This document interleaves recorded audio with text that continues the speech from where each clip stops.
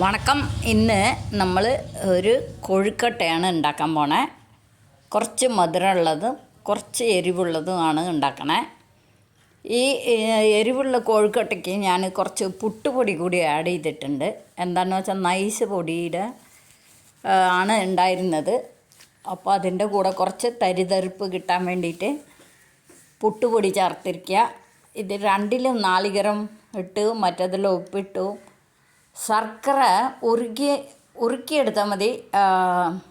തിക്കൊന്നും ആക്കേണ്ട ആവശ്യമില്ല, വറ്റിക്കേണ്ട ആവശ്യമില്ല. അങ്ങനെ തന്നെ നാളികേരം ഇട്ടിട്ട് ഇളക്കി വെച്ചു. നല്ല ചൂടുള്ളതായിരിക്കണം. അതുപോലെ ഇതിലും തിളച്ച വെള്ളം ഒഴിച്ചു. പിന്നെ കടുക്, പച്ചമുളക്, കടലപ്പരിപ്പ്, ഉഴുന്നും പരിപ്പ് ഇതൊക്കെ ഇട്ടിട്ട് ഉള്ളി ആവശ്യമുള്ളവർക്ക് ഉള്ളി ഇടാം. ഓക്കെ. വറ്റൽമുളക്, കറിവേപ്പിലയൊക്കെയാണ്.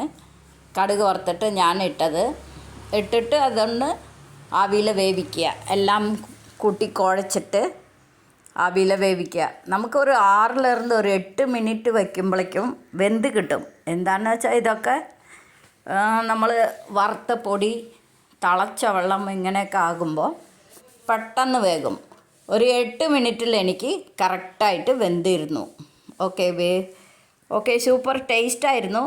കൊഴുക്കട്ടയിൽ ഇത്തിരി മധുരം കുറവായിരുന്നു, ബാക്കി എല്ലാം നല്ലതായിരുന്നു. ഇതിൻ്റെ കൂടെ നമുക്ക് എന്ത് ചമ്മന്തി വേണമെങ്കിലും കൂട്ടാം, കടലക്കറി കൂട്ടാം, നമ്മുടെ താല്പര്യമാണ്. ഒന്നും ഇല്ലെങ്കിലും കുഴപ്പമില്ല. എന്താണെന്ന് വെച്ചാൽ ഇതിൽ എരിവൊക്കെ ഉണ്ട്. വത്തൽമുളക് ഇട്ട കാരണം അതിൻ്റെ എരിവൊക്കെ ഉണ്ട്.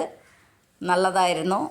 ഓക്കെ, ഇതുപോലെ ഒരു ദിവസം നിങ്ങളും ചെയ്ത് നോക്കണേ. നല്ല ഈസിയാണ്. നമ്മുടെ ഒരു നേരത്തെ ഡിന്നർ ഇങ്ങനെ ആവാമല്ലോ. ഓക്കെ, ചെയ്ത് നോക്കൂ. ഇപ്പോൾ നമ്മൾ കൊഴുക്കട്ട റെഡി ആയിട്ടുണ്ട്. ഇതിന് ഏത് ചമ്മന്തി കൂട്ടി കഴിക്കാം. ഇത് മധുരമാണ്, എല്ലാവർക്കും ഇഷ്ടപ്പെടും. ഓക്കെ, എല്ലാവരും സബ്സ്ക്രൈബ് ചെയ്യണം, ലൈക്ക് ചെയ്യണം. Thank you.